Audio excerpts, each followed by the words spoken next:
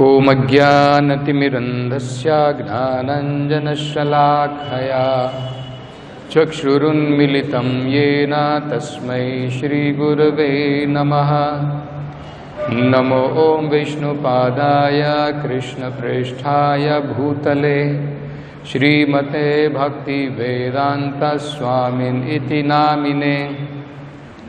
नमस्ते सरस्वते देवे गौरवाणी प्रचारिणे निर्विशेषा शून्यवादी पाश्चात्य देशतारिणे।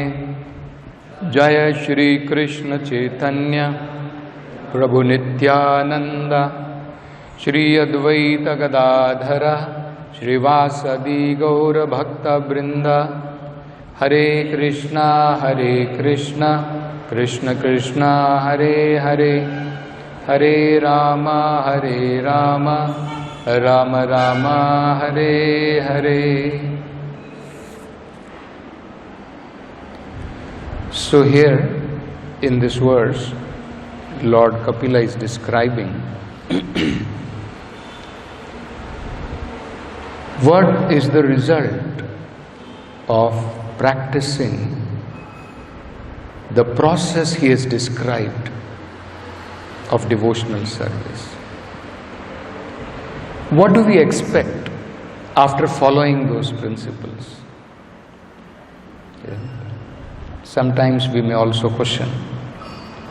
Here Prabhupada has asked us to attend the various limbs of sadhana, attend Mangalarati, chant your prescribed rounds of japa, decorate the deities, do deity worship, have the darshan of the Lord, attend the kirtans, attend Bhagavatam class, go out for your services. So we may also wonder, what is the result I am going to derive?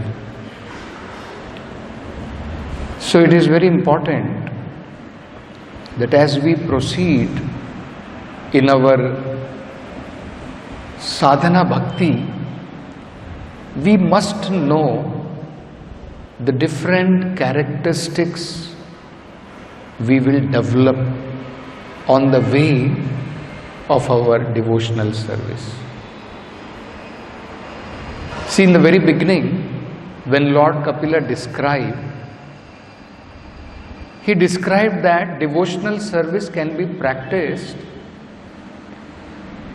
on various platforms. Even though devotional service to the Lord is one, it is pure devotional service. But depending upon the person who is performing and how he is affected by the varieties of modes of nature, the manifestation of devotional service can be in variety. So person infected with mode of tamoguna practices in a certain way. Person infected with rajoguna, passion, he follows, his devotion is manifested in certain way. In goodness it is manifested in certain way. And then Lord Kapila described that apart from all these, there is something called pure devotional service, which is not contaminated by any of these modes of material nature. And he described what is the symptom of that pure devotional service. So that was just few verses before.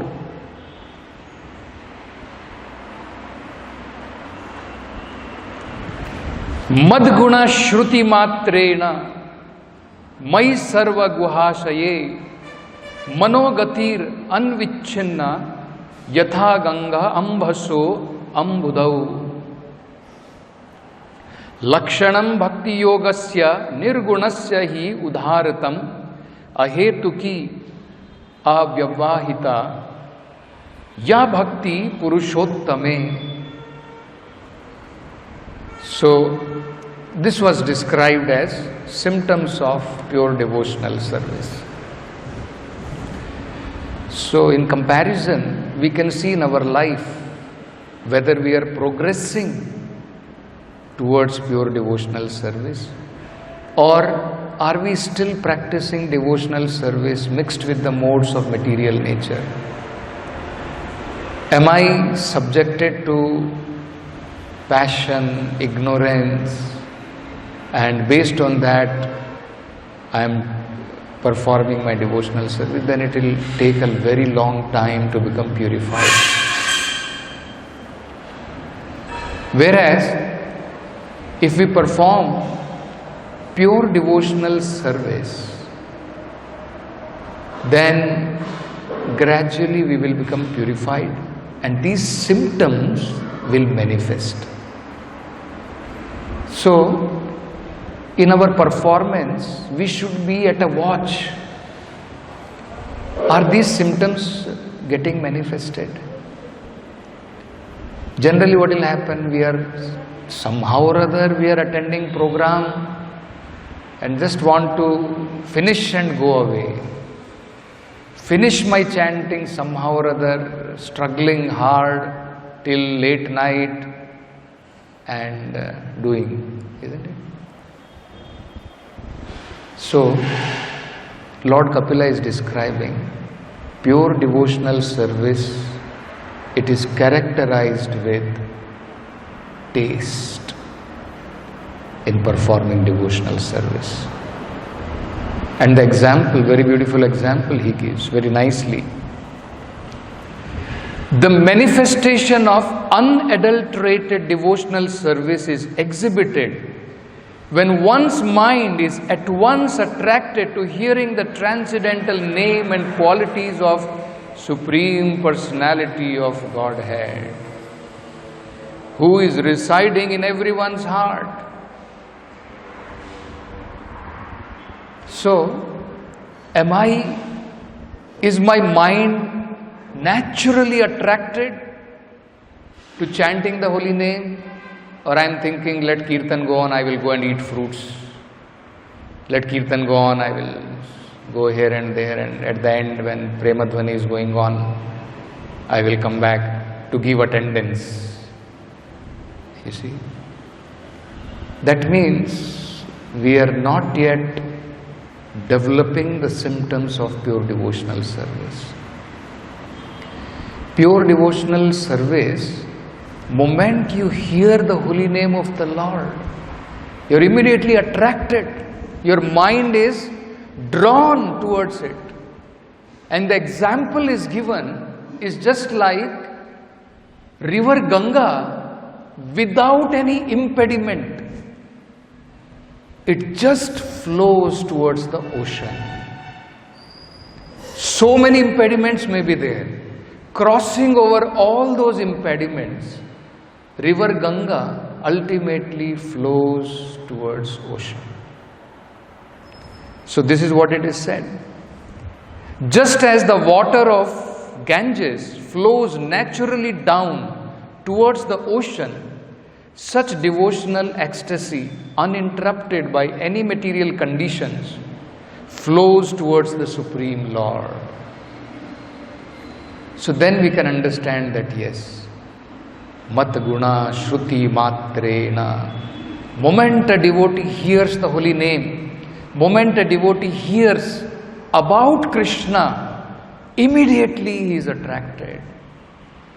Just like outside people, sometimes when we travel in the train, recently I was traveling from Jaipur to Delhi.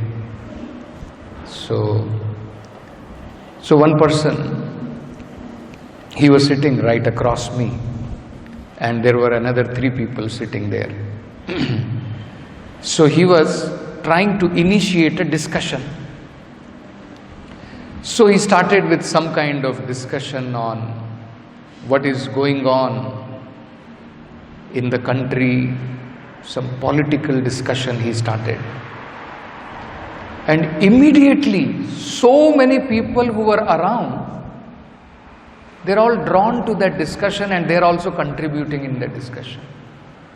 See how much people are attracted to all these mundane topics. Gramya Katha, it is called, isn't it? One film you start, something, whatever varieties of films we are seeing. Hundreds of people with black, what do you call? They buy in black, right? And they will stand in queue to hear all that. So just like their mind is naturally attracted to all these anarthas, unwanted things, devotee's mind is naturally attracted to Krishna. The moment he hears the holy name, the moment he hears topics related to the Lord, immediately he is attracted.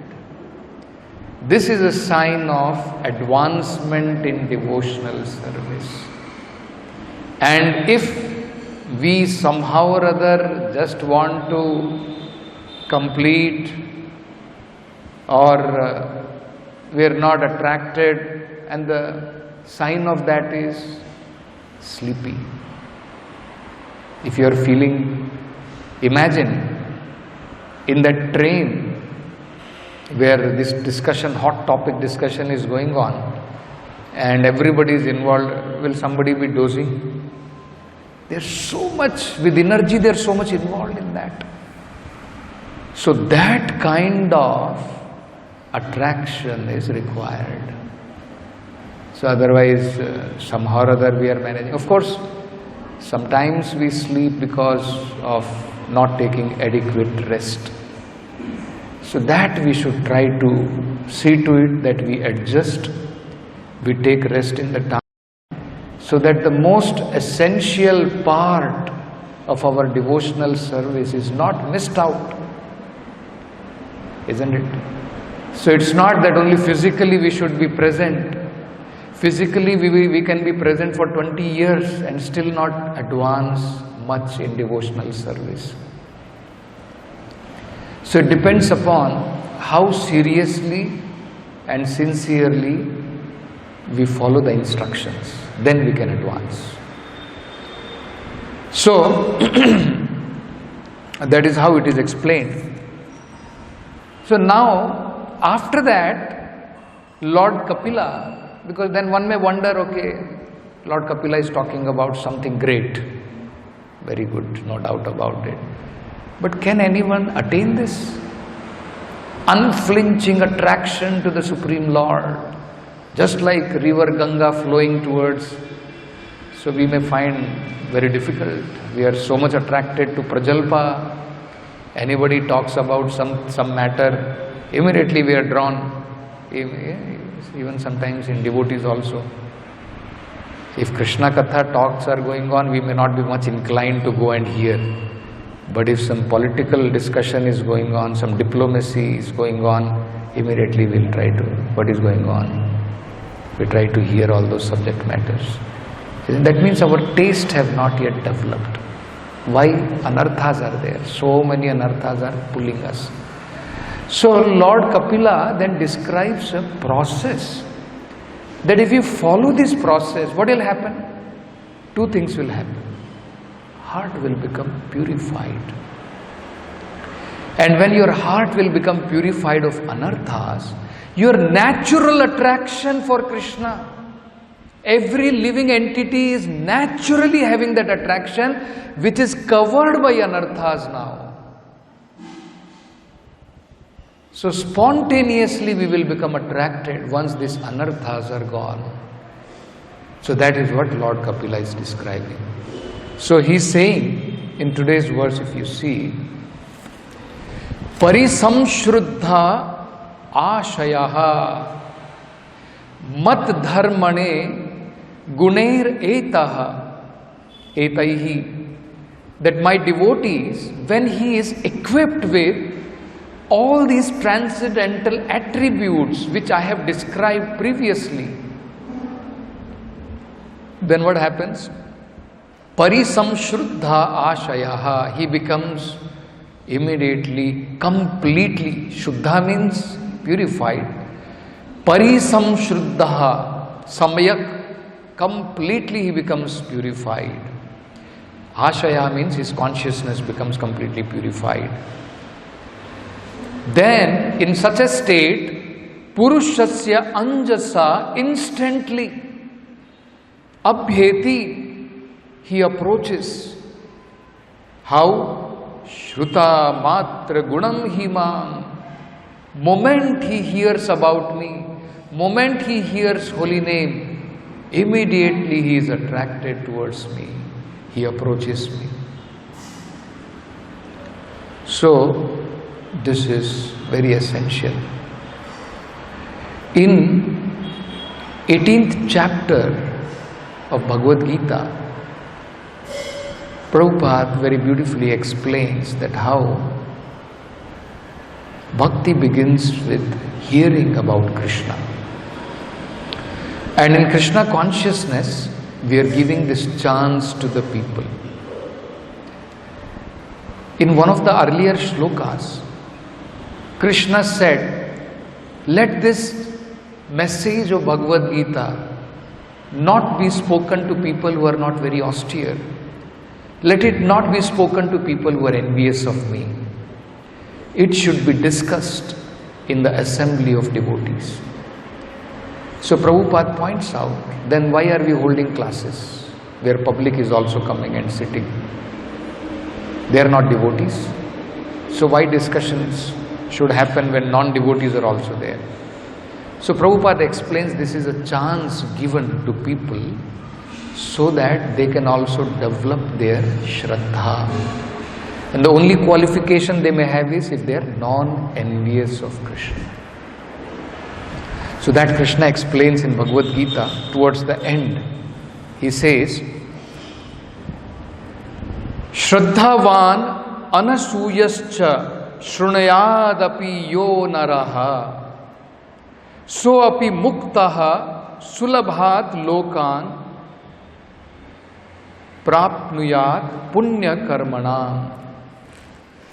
One who listens with faith and without envy becomes free from sinful reaction and attains to the planet where pious dwells. So Prabhupada points that out in the purport. In 67th verse, Lord explicitly forbade Gita being spoken to those who are envious of Lord. In other words, Bhagavad Gita is for devotees only. But it so happens, sometimes a devotee of the Lord will hold open class, and in that class all students are not expected to be devotees. Why do such people hold open class? Then one may question, why open class then you are holding? It should be discussed among devotees who are not envious of the Lord. So it is explained here that although everyone is not a devotee, still there are many men who are not envious of Krishna. They have faith in Him as the Supreme Personality of Godhead. So they may be still sinful, they may still have so many anarthas, they may not have attraction for the Lord, but still they have some faith. So, if such persons hears from a bona fide devotee about the Lord, the result is they become at once free from all sinful reactions, and after that attain to the planetary system where righteous persons are situated. Therefore, simply by hearing Bhagavad Gita, even a person who does not try to be pure devotee attains the result of righteous activity. Thus, a pure devotee of the Lord gives everyone a chance to become free from all sinful reaction and to become a devotee of the Lord. Because without becoming free from sinful activities, anarthas, one cannot become a devotee of the Lord. One cannot practice devotional service. So it's a chance given to people that even though they may not be pure devotees of the Lord, they may not be attracted to the hearing of the Lord, but it is a chance given for them to be purified. So, this is very important, and we see this in the life of Sri Narada, who very nicely explains about this. About his own life, it is explained by Narada himself. He says to Vedavyasa that in the last millennium, he was born as a son of a maid servant. So that means very insignificant parentage. Then he did not have the opportunity to become learned, could not go to some Gurukula where under some spiritual master he could acquire Vedic knowledge and understanding. But fortunately, by the arrangement of the Lord, some Vedavadinas, and Prabhupada says Vedavadina here means the Bhakti Vedantas, the pure devotees of the Lord. They visited his house in Chaturmasya. So, during rainy season, generally, the saintly people, they stay at one place and generally they do not move out. Only after Chaturmasya they travel.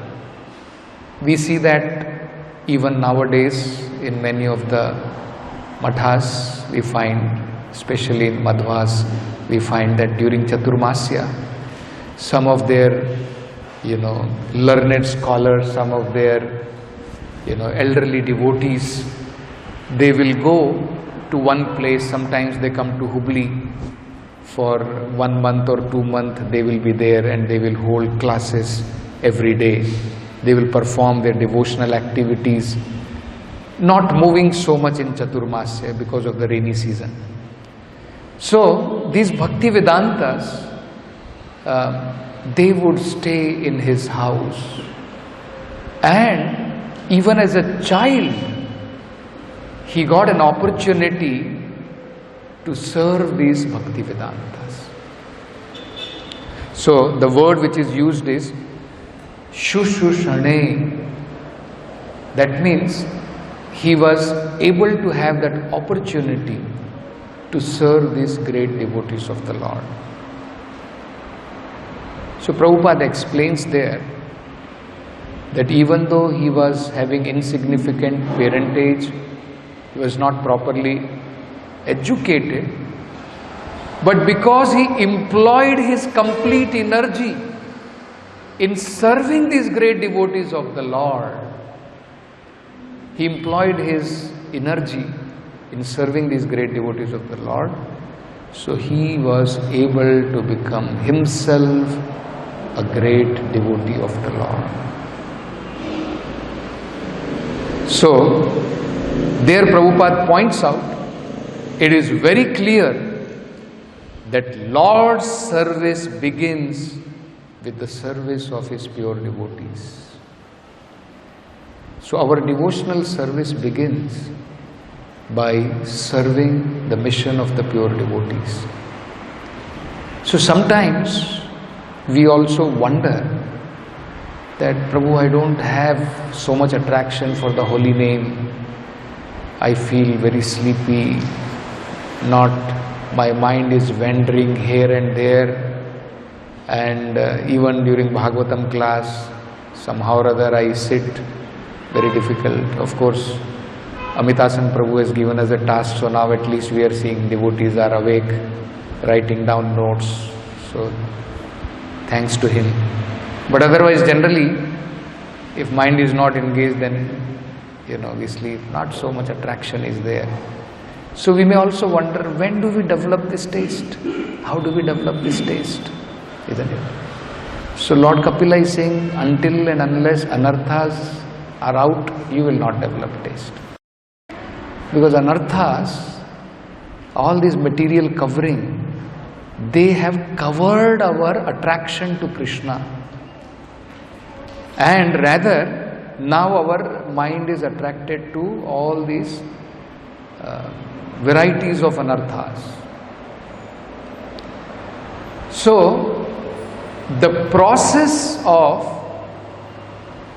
once again reviving our attraction to the topics of Krishna is somehow or other if we serve the mission of the pure devotee of the Lord. We may have attraction, we may not have attraction in the beginning.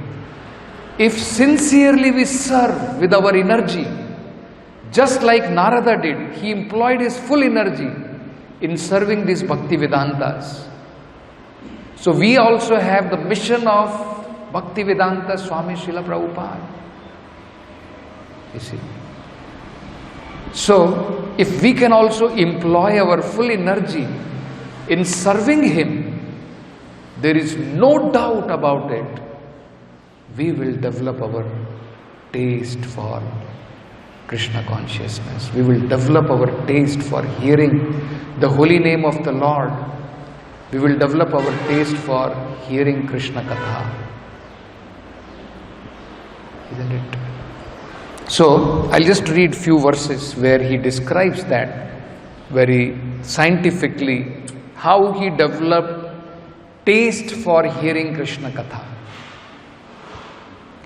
So he says, although these Bhakti Vedantas, they were impartial by nature, those followers of the Vedanta blessed me with their causeless mercy.